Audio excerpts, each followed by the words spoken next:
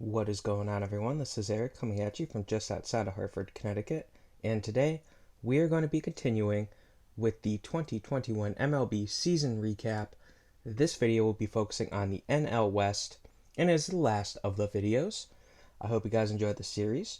Now, we're going to start off by discussing the San Francisco Giants. Now, San Francisco entered the season with little expectations, so they set out to prove every single doubter wrong. They went out and had their best regular season in their historic history. The Giants were led by their offense, which included a surprise resurgence from the old core that won 3 championships in the early 2010s. Brandon Crawford in particular stood out. He had a career year when the team needed him the most. Buster Posey, who recently announced his retirement from baseball, had one last hurrah. The future Hall of Famer went out in style. Evan Longoria appeared in 81 games, but he had a bit of a bounce back as he played well. The trade deadline acquisition of Chris Bryant proved to be a good one too, as his defensive versatility and strong bat were a welcomed addition to the team. Mike Yastrzemski and Brandon Belt provided solid power to the lineup, while Darren Ruff was a strong platoon option. Wilmer Flores was a strong player for the team too. No one disappointed, which is why they played as well as they did. The starting rotation was next to flawless. Kevin Gausman had the best season of his career, making the team's decision to give him a qualifying offer last year a smart one. Anthony DeSclafani also had a career year, as he rebounded from a very bad, very forgettable season in 2020 with the Reds. Logan Webb had a career year as well, as he easily had the best season of his young career up to this point. Alex Wood also pitched well. Johnny Cueto, the last of the bad pitchers left, was adequate. Jake McGee and Tyler Rogers were both very good options out of the bullpen. With Posey retired and many of their key pieces free agents, including Gausman, Bryant, DeSclafani, and Wood, the Giants are far from a known factor in 2022. I'd expect some regression, but with how they have been able to find diamonds on the rough for their pitching staff, they should continue to be A-OK. In second place, we have the LA Dodgers, and I didn't mention the Giants' record. They went 107-55. The Dodgers went 106-56, and they were a wild card team. Insanity. The Dodgers had a great season as they looked to defend their title. What's crazy is that a 106-win team was not enough to make anything more than a wild card spot. Still, they took care of the Cardinals in the wild card game, and they got their revenge on the Giants in the NLDS before Atlanta knocked them out in the NLCS. The Dodgers' offense was, once more, one of the better ones in baseball this year. Corey Seager put on a show, which may hurt the Dodgers since he's now a free agent. Justin Turner came back to the team and also played extremely well.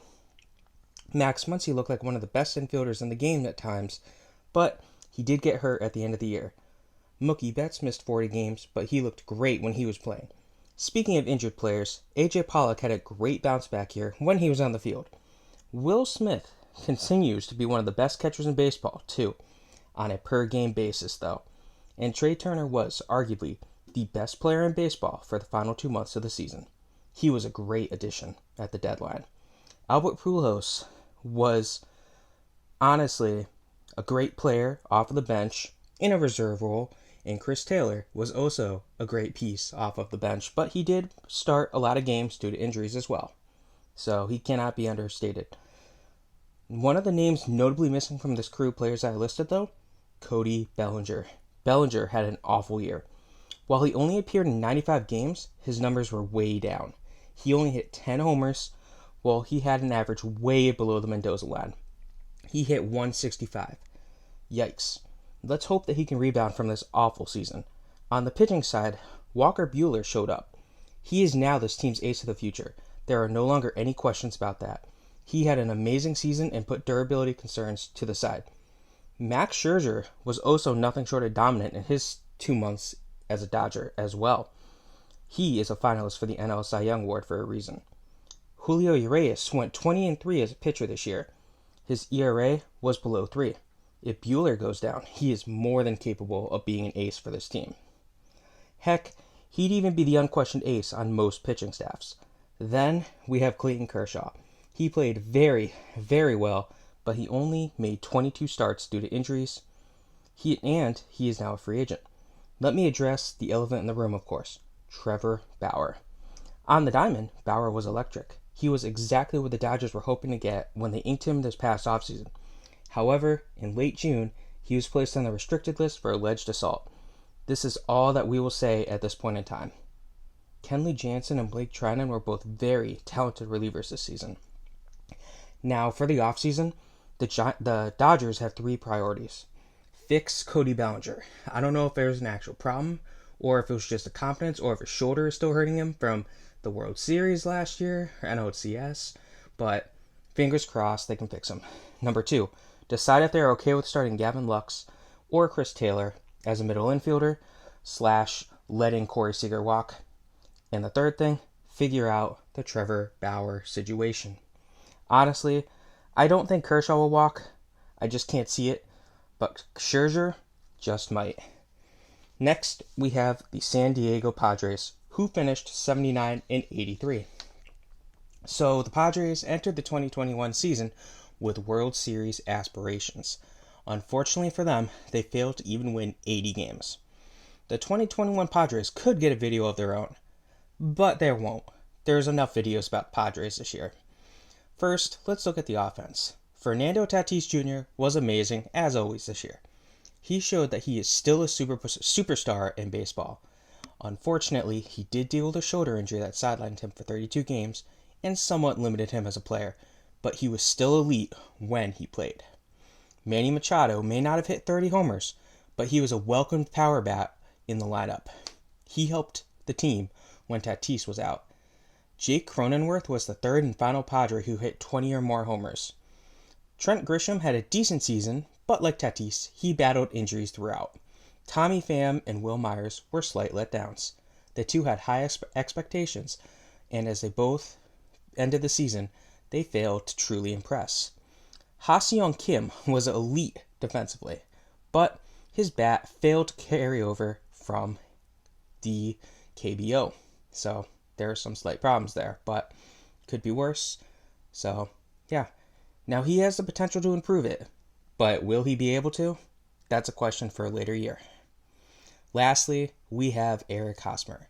Hosmer had a decent year statistically, but off the field, he was rumored to be traded away. This killed his relationship with the team, and it very well may have led to a fractured ball club. We'll have to see in the future, though. Next, we have the pitching. Joe Musgrove threw the franchise's first no-hitter this year. Alas, he was the only starter on the team who had an ERA below 4. Former AL Cy Young winner Blake Snell was a massive disappointment. Yu Darvish had a solid first half, but he fell apart in the second. Chris Paddock's fall from grace continued. Dinelson Lamet dealt with injuries that limited his effectiveness. Now, in the bullpen, Mark Melancon was a good reliever at least. San Diego now has Bob Melvin calling the shots for them, and he is a very well-respected manager.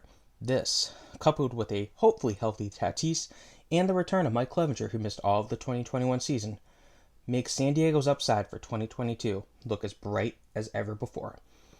Then we have the Colorado Rockies, who went 74-87. Now, they didn't play game 162 because it was scheduled against Atlanta, and they didn't need to play it, all things considered, with how both teams were looking in the standings.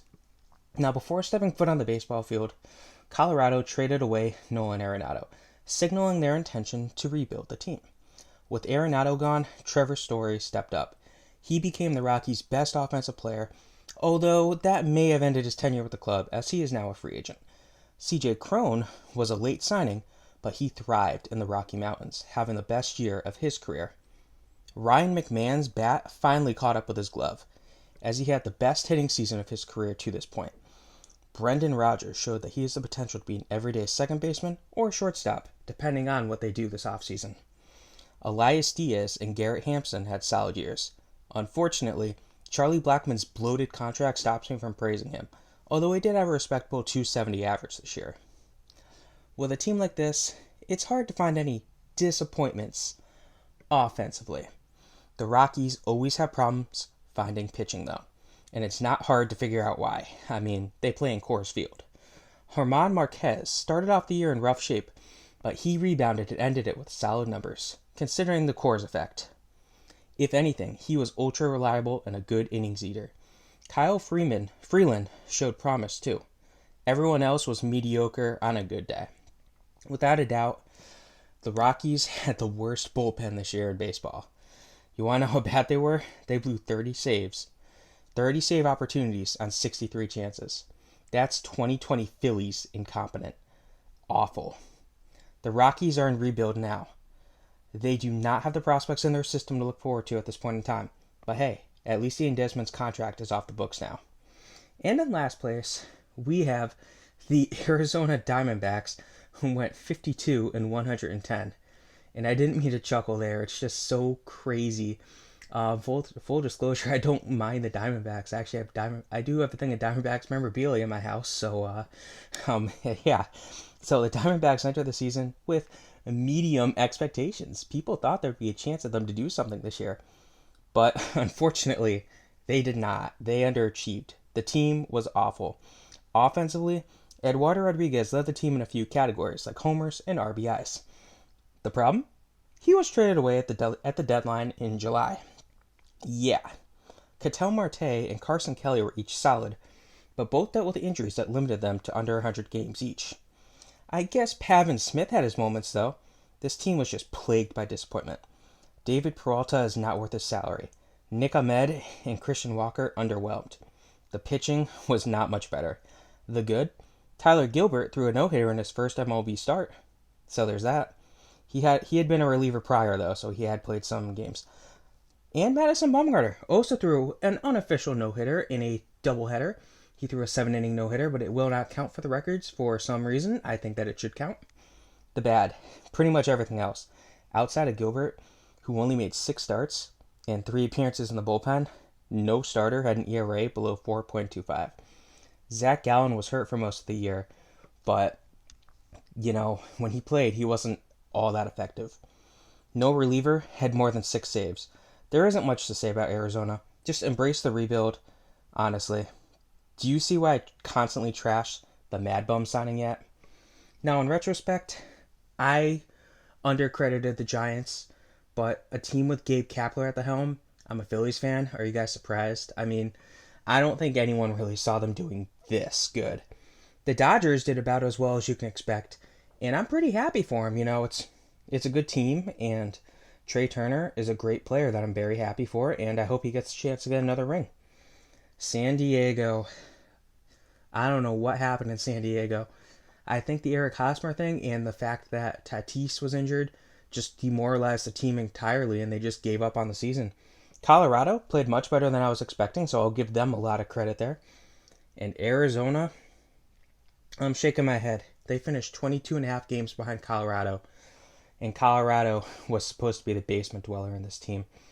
And what's even worse for Arizona is the fact that they don't even get the number 1 pick due to a tiebreaker with Baltimore. Now, how did I have this division ending? I had LA winning the division and being the 1 seed in the NL. I had San Diego being the 4 seed in the NL. I had Arizona in 3rd, San Francisco in 4th, and I had Colorado in the basement. I hope you guys enjoyed this. This was the NL West recap for the 2021 season. And like I said before, this was the last video of the baseball season. So stay tuned. I'm looking forward to the 2022 season. Fingers crossed the CBA gets figured out soon. Have a great rest of your day, and to my baseball fans out there, we're in for a fun off season. Have a good one.